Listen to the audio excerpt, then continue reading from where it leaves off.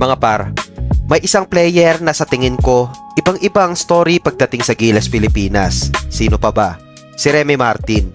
Kasi habang may ibang players na nakikita natin ngayon na ginagamit ang national team bilang stepping stone para sa opportunity sa Japan o ibang Asian leagues, si Remy, college pa lang siya, dala na niya ang Philippine flag. Sa katunayan, noong Arizona State pa lang siya, pinapakita na niya yung Filipino side niya habang naglalaro sa NCAA Division 1. At hindi lang naman hype ang dala niya.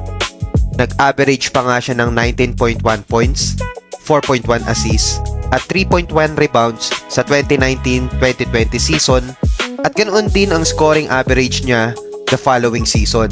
Naging first team All Pac-12 pa nga siya at kalaunan lumipat sa Kansas kung saan naging parte siya ng 2022 NCAA National Championship Team. Pero ang pinaka nakakabilib para sa akin, noong 2026 sinabi mismo ni Remy Martin na ang paglalaro para sa Gilas Pilipinas ay mas malaking pangarap niya kaysa makarating sa NBA. Imagine that. NBA ang pangarap ng halos lahat ng basketball player.